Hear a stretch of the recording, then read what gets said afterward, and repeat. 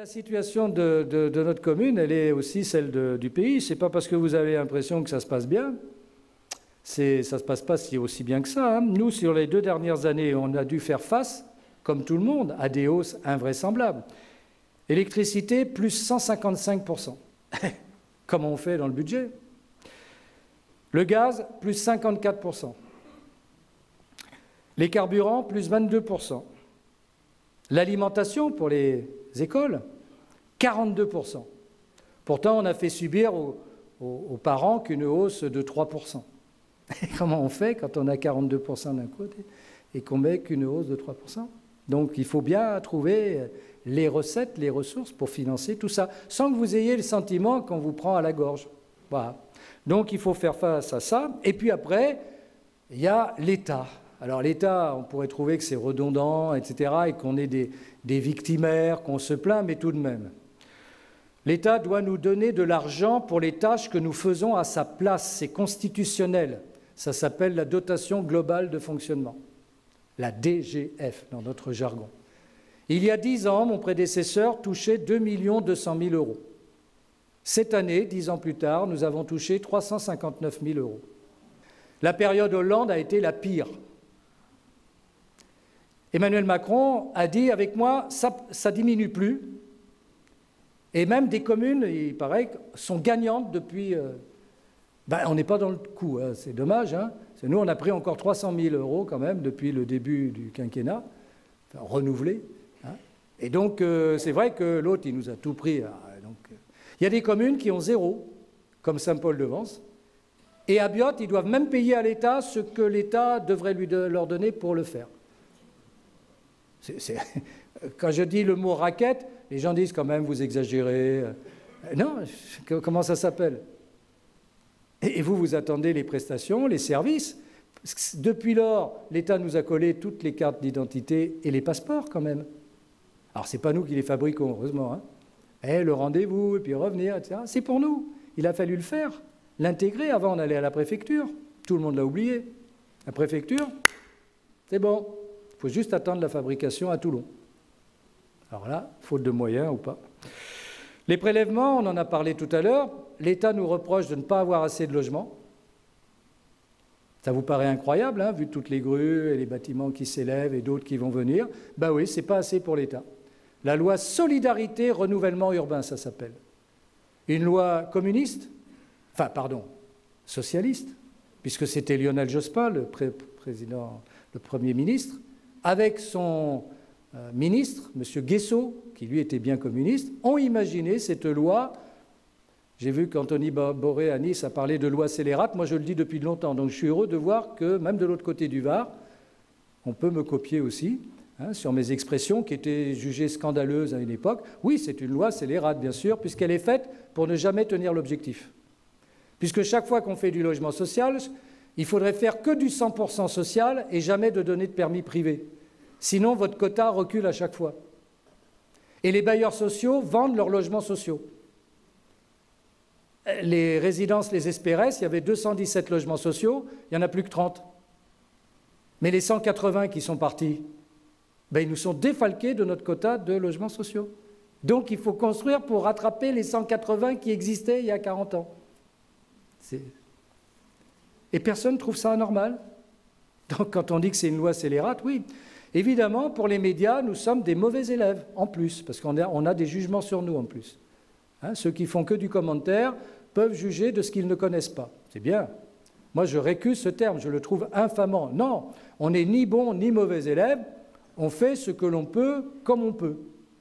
Hein. Et après, si la loi était intelligente et non perverse, elle s'adapterait au territoire. Nous avons un passé. Hein, quand nous avons pris notre mandat en 2014, il y avait 4% de logements sociaux sur la commune. 10 ans plus tard, nous sommes à 10,5. Et l'État nous en demande 25. La ville de Carros, Le Neuf, construite par l'État, n'est plus aujourd'hui aux normes des quotas sociaux. Elle est tombée en dessous des 25% de logements sociaux. C'est-à-dire qu'elle doit être sanctionnée désormais. Qui le dit ? Tout simplement parce que c'est une loi qui ne permet pas d'atteindre les objectifs. En fait, c'est une loi qui est là juste pour prendre le fric, sous l'alibi du logement et le reverser à d'autres qui n'ont plus les recettes. Bon, pourquoi pas? Mais nous, ça nous fait 700 000 € par an, qui est prélevé sur notre budget. Ça représente depuis 10 ans 6 millions d'euros. Rien que ça, qui manque à la commune. Et en même temps, on se fait insulter parce qu'on fait trop de logements. Moi, je deviens fou, là. Et l'État planqué. Lui, vous ne le voyez pas et vous n'avez rien à lui dire. Il n'y a que le maire que vous pouvez rencontrer. Donc lui, vous pouvez tout. Et sur les réseaux sociaux, tous les imbéciles qui ne connaissent rien, ils se reconnaîtront. Hein. Ils se reconnaîtront d'office, viennent parler et faire des commentaires, etc., etc. Bien sûr. La loi sur les communes pauvres, ça c'est une loi Sarkozy. Vous voyez, comme quoi, il y en a pour tout le monde. Hein. C'est donner de l'argent pour les communes pauvres qui n'ont pas assez de recettes fiscales. Donc nous, comme on a des recettes fiscales, on doit payer pour ceux qui n'en ont pas. Alors on payait 23 000 € il y a 10 ans et aujourd'hui c'est 450 000 €. Donc vous êtes contribuable pour 2 communes, la nôtre et une virtuelle. Voilà, c'est pas beau? Bilan 500 000 à peu près et 700 000 de l'autre, 1,2 million en moins dans le budget.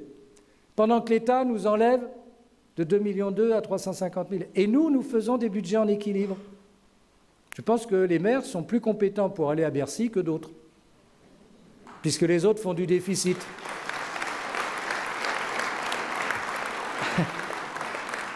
Depuis 2017, la commune reçoit moins qu'elle ne donne à l'État. Ça fait 3 millions d'euros comme ça de perdus. Hein? Et donc, l'année dernière, nous avons dû à l'État 660 000 €, alors qu'auparavant, il nous donnait 1,8 million net.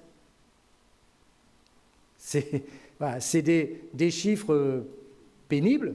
Ah, regardez les graphiques, les machins dans mon dos, là. Hein, mais ça ne fait rien, on vous montre que désormais, c'est nous qui entretenons l'État. C'est pas beau, ça? Et c'est l'État qui dit qu'il faut que les communes fassent attention. Hein. Oh là, il faut qu'elles participent à l'effort. Et surtout que vous en faites pas, alors ça va. C'est nous qui faisons tout à votre place, et sans les moyens. Donc il est bien que le contribuable, pour ceux qui restent, je ne vais pas faire le coup de lever la main ceux qui payent encore des impôts, puisque à Villeneuve-Loubet, comme dans toutes les communes de France, grâce à cette réforme imbécile, stupide, débile de la suppression de la taxe d'habitation, aujourd'hui, vous n'avez plus qu'une catégorie de citoyens contribuables, les propriétaires. Et donc, il vaut mieux, dans la France d'aujourd'hui, être locataire riche que propriétaire modeste. Et personne ne se scandalise de cette inégalité du citoyen devant l'impôt, qui est quand même un des articles de la Déclaration des droits de l'homme et du citoyen, à proportion de leurs facultés respectives. Et l'État, avec impudence, dit « mais on a compensé la perte de la taxe d'habitation ». Oui, en 2017. Et nous sommes en 2024. Tous les nouveaux locataires sur Villeneuve-Loubet ne seront pas compensés par l'État. Nous avons la compensation uniquement en 2017. Les cocus, comptez-vous. Par ailleurs, il arrivera un moment où les gens ne payant rien sur la commune n'auront que il faudrait faire ci, il faudrait faire ça, etc. Et puis les propriétaires, c'est sur eux que ça retombe, forcément. Hein. Et là aussi, les commentaires. Ah, la taxe foncière augmente, la taxe foncière augmente. Ben oui, il n'y a plus que ça. Hein. Il aurait fallu une vraie réforme, peut-être, globale, mais tout le monde habite quelque part. Donc c'était ça la taxe universelle. Tenant compte de la situation de chacun, du quartier, bien sûr, si on voulait faire qu'un seul impôt, mais pas uniquement sur le fait d'être propriétaire. Donc, être propriétaire en France, aujourd'hui, c'est une insulte, puisque l'exemption de l'impôt sur la solidarité et la fortune, on l'a enlevé pour les actionnaires, mais on l'a gardé pour les propriétaires. En plus, interdit d'avoir hérité d'un bien. Bon, voilà, tout ça, je vous le dis, je vous le rappelle, vous le savez. Dernière cerise sur le gâteau, la masse salariale. Alors, vous savez, la masse salariale dans la fonction publique, les agents territoriaux qui bénéficient de la sécurité de l'emploi pour 80% d'entre eux, tous ne sont pas agents territoriaux, sur les 460 dont j'ai parlé, 350 à peu près sont des fonctionnaires, comme on dit, eh bien, ils bénéficient d'un cadre. Alors, ils ne sont pas forcément, notamment les catégories C, bien payés, mais ils sont sûrs d'être payés. Et puis, ils changent d'échelon tous les 3 ans. En moyenne. Et il y en a même qui ne travaillent pas et qui changent d'échelon quand même, ce qui est bien. Hein? Donc ça, c'est super. Hein? Eux, ce n'est pas à l'ancienneté, c'est juste à l'usure. C'est marginal, heureusement, mais tout de même. Ce qui fait que même quand on ne revalorise pas le point d'indice de la fonction publique, on peut gagner quand même plus dans la durée, ce qui n'est pas le cas dans le privé. Et donc l'État, alors généreux, hein, vraiment formidable, d'un coup il nous a mis en plein mois de juillet, en plus, hein, sans prévenir, le budget était déjà fait et tout, il nous a mis 3,5 points d'indice. Ah. Alors vous, quand on vous parle de 3,5 points d'indice, vous dites, bah, ça fait 3%. Non, non, 3,5 points d'indice pour la collectivité, c'est environ 8 à 9% de hausse. Et puis l'année suivante, c'était 2023, il y a 1,5 point d'indice de plus. Pouf! Ah, les fonctionnaires sont contents, tant mieux pour eux, on est content pour eux aussi. On est moins content pour boucler le budget, mais on est content pour eux, surtout pour les catégories C. Mais ça nous fait 4-5% d'augmentation. Sachant que sans rien faire, par la progression des carrières, c'est 50 000 € de plus. Et là, ils nous en recollent une autre, au titre du pouvoir d'achat, c'est 5 points d'indice cette fois-ci, alors par grille, par agent, ça fera un petit peu moins, mais enfin ça fera quand même encore une certaine somme. Bon, bilan, pour 2024, c'est 200 000 € de plus. Bah. Alors, il y a des gens qui ont trouvé des solutions, c'est de ne pas remplacer les gens qui partent à la retraite, ce qui veut dire qu'ils ne servaient à rien. Donc ça leur fait plaisir, merci d'avoir bien servi la commune, et qui est mon successeur? Il n'y en a pas, parce que toi, de toute manière, il est bien content que tu te casses, hein, donc voilà. Donc nous, on considère que les agents font du travail et qu'il faut les remplacer, parfois même, il faut renforcer les équipes parce que notre commune, je le rappelle quand même, notre commune, c'est la superficie de Cannes. 1960 hectares, mais sans les recettes de la ville de Cannes. Hein? Et on n'a pas de casino. Nous, on a le géant, plus pour longtemps d'ailleurs, plus pour longtemps, mais ça ne nous rapporte rien, puisque toutes les entreprises, certains dans les commentaires toujours intelligents sur les réseaux sociaux, « Ah, mais Villeneuve-Loubet, c'est une commune riche, bien sûr, avec sa zone d'activité économique. » Oui, mais celle-là, elle va à la CASA. Hein? La CASA prend les 9 millions d'euros de recettes et nous verse ce qu'on touchait déjà en 2000, 4 millions. Donc pour la CASA, c'est 5 millions nets par an. Sur 20 ans, ils se sont fait 100 millions sur notre dos. C'est pas belle la vie? C'est chouette l'intercommunalité aussi. Heureusement qu'on a de bonnes relations, hein, parce que si on devait regarder que les comptes, ce serait un peu plus compliqué. Donc voilà, c'est bien de savoir. L'absentéisme, le Covid ne nous a pas arrangé comme partout. Hein. 1 million d'euros d'absentéisme.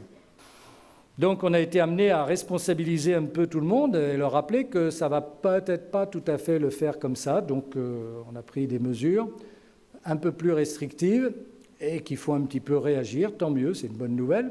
Hein, et peut-être cette année, on fera moins que les 900 000 et encore. Bon, enfin voilà, mais parce qu'il y a celui qui est absent puis celui qu'on est obligé de remplacer. En plus. Ouais. Donc tout ça, c'est de la gestion. Oui, mais la masse salariale, c'est 17,5 millions. Hein. 18 pour 2024, sur un budget de fonctionnement de 32 millions. Voilà. C'est normal, vous avez vu tous les services? Tout ce qui est fait. Et en plus, on a beaucoup de périscolaires, on a beaucoup d'animateurs. Ceux-là ne sont pas des fonctionnaires, ce sont des prestataires, hein, des vacataires. Mais bon, tout ça, et le centre de loisirs, il faudrait faire un deuxième centre de loisirs. Oui, oui, bien sûr, mais l'actuel, il nous fait 500 000 € net de déficit. Hein? Donc, c'est des données à voir. Oui, on le veut, mais on regarde comment on le fait, puis il faut trouver aussi... Alors, c'est à l'ordre du jour, on y travaille et on verra bien. Bon, ce que je voulais vous dire quand même, c'est que la situation financière est saine, mais fragile. Alors, c'est vrai qu'on ne veut pas faire de sacrifice sur les prestations qu'on donne aux gens.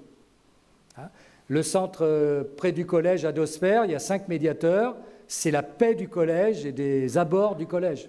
Ça n'a pas de prix, ça a un coût, mais ça n'a pas de prix. Donc, on paiera. Hein? Les vacances scolaires, les petits curieux à l'espace culturel Malraux, les petits musclés au sport, c'est gratuit pour tous les enfants de la commune, avec des animateurs diplômés. Il n'est pas question qu'on le remette en cause. Je ne ferai jamais d'économie sur ça. Mais on est très vigilant sur le reste, hein. Sur le fonctionnement, je peux vous dire qu'on est quand même très attentif. Mais en même temps, on encourage quand même nos agents. Ils ont ce qu'on appelle aujourd'hui une part variable qui leur reconnaît leur investissement. Ça a un coût, 170 000 € par an, pour leur dire, vous avez fait votre boulot, c'est bien, on ne pourrait rien vous donner, mais on vous donne en plus pour garder cette motivation. Parce que nous avons aussi parfois la concurrence dans les agents de qualité ou des chefs de service, la concurrence du privé, qui paye mieux, qui débauche. Quand ils voient chez nous des agents qui travaillent bien, comme eux, ils en ont qui ne travaillent pas bien, ils viennent nous les piquer. Alors, ils se mettent en disponibilité et puis on les voit partir. Ils ne vont pas forcément dans d'autres communes.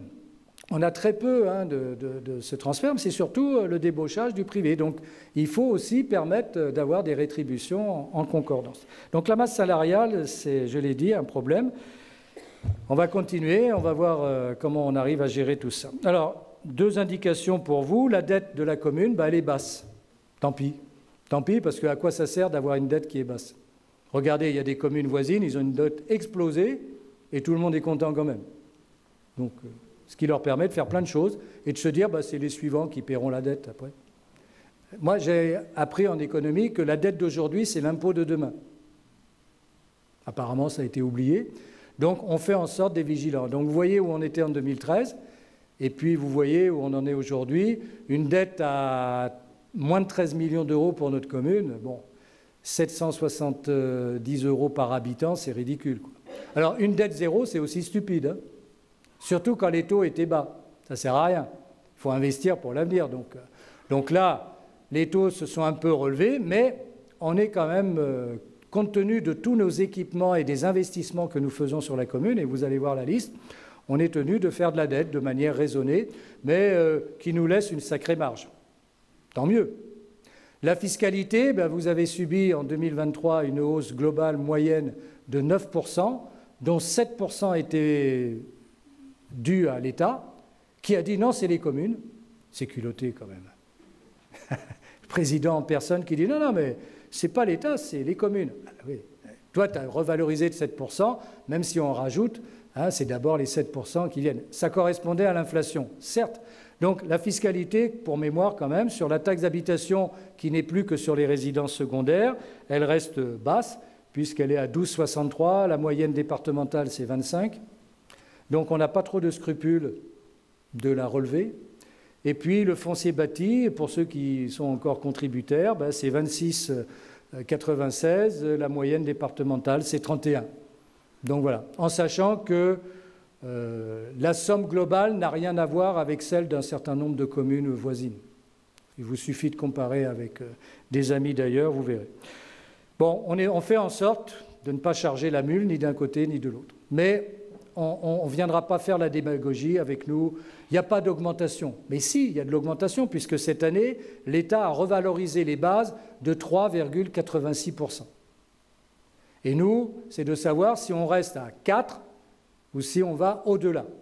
Notre choix, bien sûr, c'est de rester au niveau de 4 pour décélérer, puisque l'inflation décélère aussi, mais on ne s'égorgera pas juste pour avoir un titre de journal. On assumera ce que nous faisons. Et si ça peut vous rassurer, on est, pour beaucoup d'entre nous, aussi propriétaires, donc on se flagelle nous-mêmes. Quant aux autres, open bar, on peut y aller tant qu'on veut.